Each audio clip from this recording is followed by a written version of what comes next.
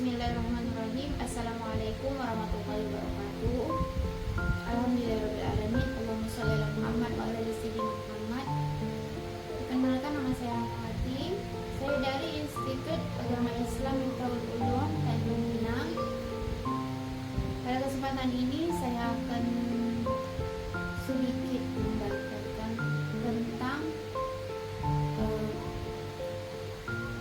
syar'u man qablana guna memenuhi tugas mata kuliah ilmu fikih dan usul fikih dengan ibu dosen Dunia Hidayah MA.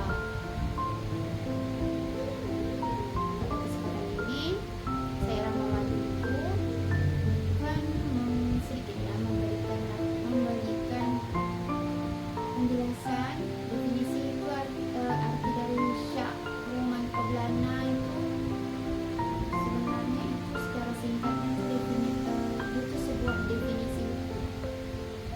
Syar'u man qablana secara etimologi itu hukum-hukum yang disyariatkan oleh Allah Subhanahu wa taala bagi umat-umat sebelum kita, yaitu sebagai umat Nabi Muhammad SAW.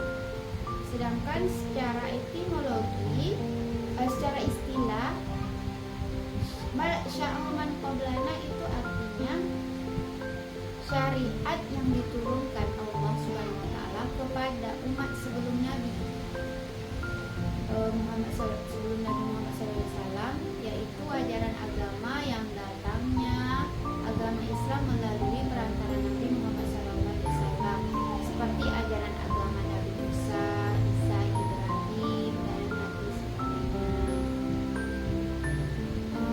Lalu apakah Rasulullah SAW itu terkait dengan syariat sebelumnya gitu, syariat yang dibawa oleh nabi-nabi sebelum Muhammad SAW? Mayoritas mutakalimin dan sebagian malikiyah itu menjelaskan, memberikan opini Rasulullah SAW itu tidak terkait karena tidak ada dalil yang menegaskan bahwa beliau terikat gitu. Kalau Hanafiyah, Hanabilah, Ibnu Hajibal, Maliki, Al-Baidawi, Asy-Syafi'i berkata Rasulullah SAW itu terikat dengan syariat terdahulu.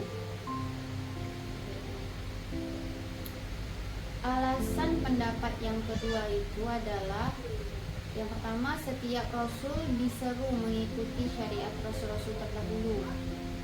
Terus yang kedua, banyak riwayat Nabi Muhammad SAW telah beramal mengikuti syariat terdahulu seperti sholat, haji, umroh, tawaf, sembelih binatang, dan sebagainya.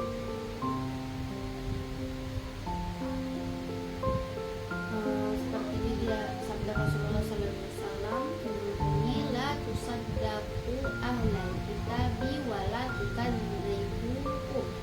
Riwayat Al-Bukhari, janganlah kalian benarkan ahli kitab, juga jangan mengingkari mereka.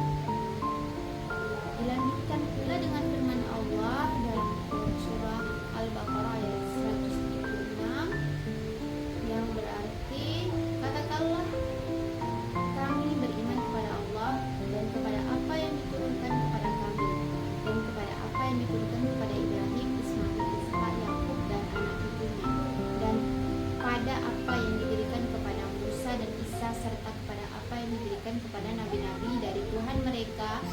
Kami tidak membeda-bedakan seorang pun di antara mereka, dan kami berserah kepadanya. Jadi penjelasannya tuh isi makna dan kandungan kitab-kitab samawi yang diturunkan sebelum Al-Quran sudah banyak yang berubah, mulai dari bahasa, terjemahan, dan arti oleh orang-orang Alkitab. Karenanya Rasulullah SAW memberikan alternatif agar tidak membenarkan mereka, tidak membenarkan apa yang disampaikan oleh orang-orang ahli kitab terdahulu. Juga khawatir itu sudah diubah sesuai kehendak orang itu, juga tidak memperbolehkan mengingkarinya, karena bisa jadi ada sebagian yang masih utusan sesuai ajaran yang diturunkan, seperti sholat, puasa. Terus adapun cara terbaik adalah tidak menanyakan semua itu. Dengan kata lain, isi kitab kita yang diturunkan dan masih sesuai dengan makna awalnya, maka harus dipercaya dan diimani sebagai manifestasi keimanan pada ajaran Nabi dan sebelumnya.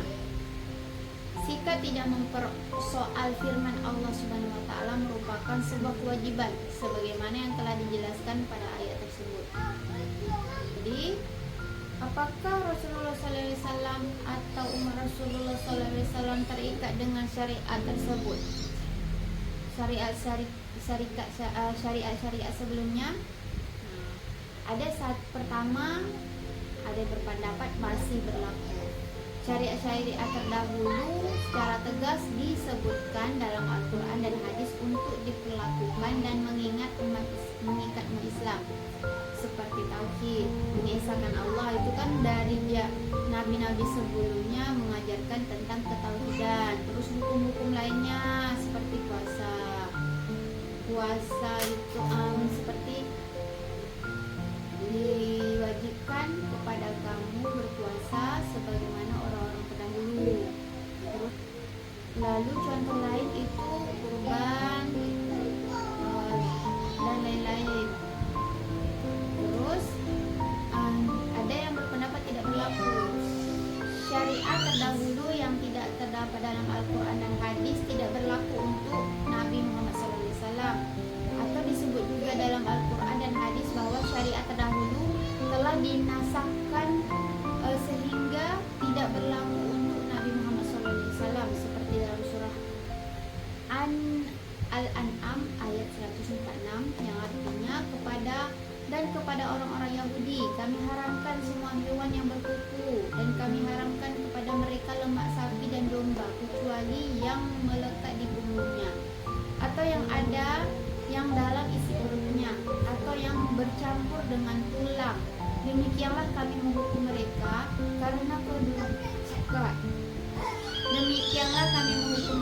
karena kedurhakaan dan sungguh kami maha benar.